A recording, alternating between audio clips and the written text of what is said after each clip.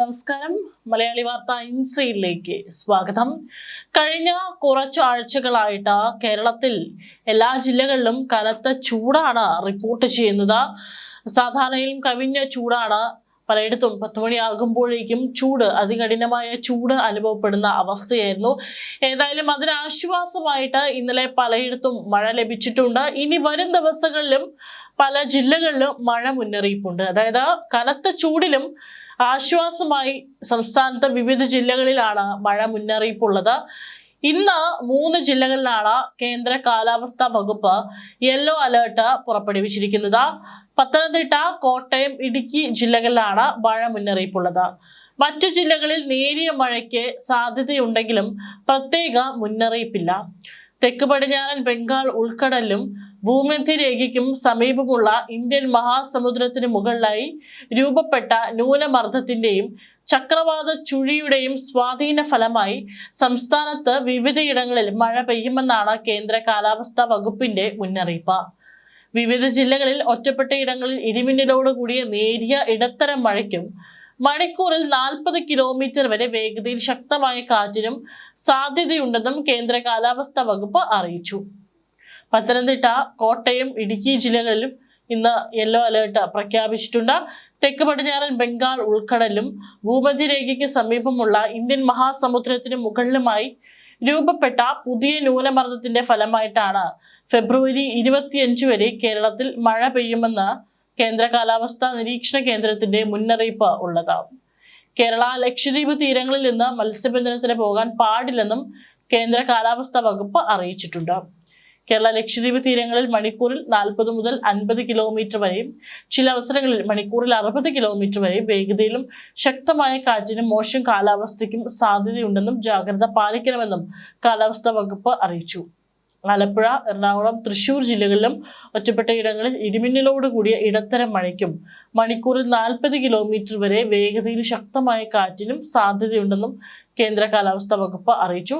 പ്രത്യേക ജാഗ്രതാ നിർദ്ദേശമുണ്ട്. ഇന്ന് തെക്ക് പടിഞ്ഞാറൻ ബംഗാൾ ഉൾക്കടൽ, അതിനോട് ചേർന്ന ഭൂമധ്യരേഖ, ഇന്ത്യൻ മഹാസമുദ്രം, കന്യാകുമാരി പ്രദേശം, ഗൾഫ് ഓഫ് മാന്നാർ, തെക്കൻ തമിഴ്നാട് തീരം എന്നിവിടങ്ങളിൽ മണിക്കൂറിൽ 40 മുതൽ 50 കിലോമീറ്റർ വരെയും ചില അവസരങ്ങളിൽ മണിക്കൂറിൽ 60 കിലോമീറ്റർ വരെയും വേഗതയിലും ശക്തമായ കാറ്റിനും മോശം കാലാവസ്ഥയ്ക്കും സാധ്യത.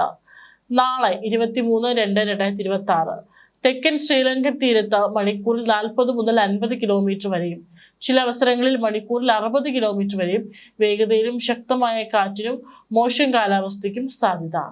ഇനി ഇടിമിന്നൽ ജാഗ്രതാ നിർദ്ദേശമുണ്ട്. കാരണം കഴിഞ്ഞ ദിവസങ്ങളിൽ വൈകുന്നേരത്തോടു കൂടി തന്നെ സംസ്ഥാനത്ത് പല ഭാഗത്തും മഴ പെയ്തപ്പോൾ ഇടിമിന്നലും അതുപോലെ തന്നെ കാറ്റും ഉണ്ടായിരുന്നു. അതുകൊണ്ട് ഇന്ന് ഇടിമിന്നൽ ജാഗ്രതാ നിർദ്ദേശം ഇതിനോടൊപ്പം നൽകിയിട്ടുണ്ട്. കേരളത്തിൽ ഒറ്റപ്പെട്ട ഇടങ്ങളിൽ ഇന്ന് ഇടിമിന്നലോട് കൂടിയ മഴയ്ക്ക് മണിക്കൂറിൽ 30 മുതൽ 40 കിലോമീറ്റർ വരെ വേഗതയിൽ ശക്തമായ കാറ്റിനും സാധ്യതയുണ്ടെന്നാണ് കേന്ദ്ര കാലാവസ്ഥാ വകുപ്പ് അറിയിച്ചിരിക്കുന്നത്.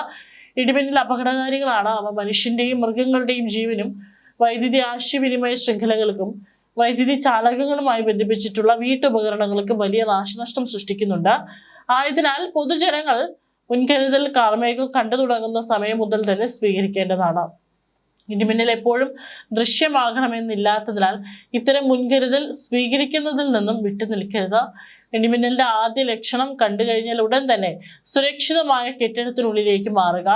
തുറസായ സ്ഥലങ്ങളിൽ തുടരുന്നത് ഇടിമിന്നലേൽക്കാനുള്ള സാധ്യത വർദ്ധിപ്പിക്കും. ശക്തമായ കാറ്റിനും ഇടിമിന്നലിനും സാധ്യതയുള്ള ഘട്ടത്തിൽ ജനലും വാതിലും അടച്ചിടുക. വാതിലിനും ജനലിനും അടുത്ത് നിൽക്കാതെ ഇരിക്കുക. കെട്ടിടത്തിനകത്ത് തന്നെ ഇരിക്കുകയും പരമാവധി ഭിത്തിയിലോ തറയിലോ സ്പർശിക്കാതിരിക്കാൻ ശ്രമിക്കുകയും ചെയ്യുക. ഗൃഹോപകരണങ്ങളുടെ വൈദ്യുതി ബന്ധം വിച്ഛേദിക്കുക. വൈദ്യുതി ഉപകരണങ്ങളുമായുള്ള സാമീപ്യം ഇടിമിന്നലുള്ള സമയത്ത് ഒഴിവാക്കുക.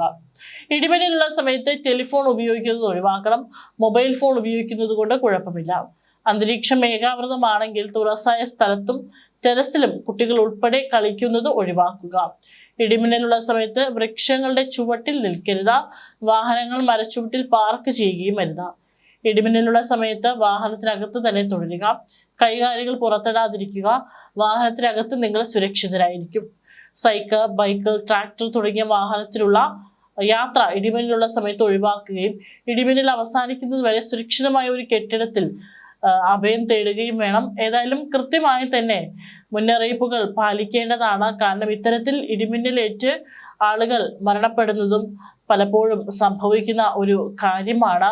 മാത്രമല്ല ഈ മഴ പെയ്യുന്ന ഒരു തുടക്കം കാണുമ്പോൾ തന്നെ പലപ്പോഴും അമ്മമാരാണെങ്കിലും മറ്റുള്ള ആരെങ്കിലാണെങ്കിലും തുണികൾ എടുക്കാനായിട്ട് ടെറസിലേക്കോ മുറ്റത്തേക്കോ ഓടുന്നത് കാണാം. പക്ഷേ ഇടിമിന്നലുള്ള സമയത്ത് അങ്ങനെ പോകരുത്. കാരണം അങ്ങനെ പോകുമ്പോഴും ഇടിമിന്നൽ ഏൽക്കാനുള്ള സാധ്യതയും വളരെ കൂടുതലാണ്. അതേസമയം വടക്കൻ കേരളത്തിൽ ചൂട് ശക്തമായി തുടരുമെന്നുള്ള മുന്നറിയിപ്പുണ്ട്. പകൽ താപനില ക്രമാതീതമായി ഉയർന്നതോടെ സംസ്ഥാനത്ത് വെയിലത്ത് ജോലി ചെയ്യുന്ന തൊഴിലാളികളുടെ ജോലി സമയം പുനഃക്രമീകരിച്ചിരുന്നു. രാവിലെ 7 മുതൽ വൈകിട്ട് 7 വരെയുള്ള സമയത്തിനുള്ളിൽ ജോലി സമയം 8 മണിക്കൂറായാണ് നിജപ്പെടുത്തിയത്. മെയ് 20 വരെയാണ് ക്രമീകരണം.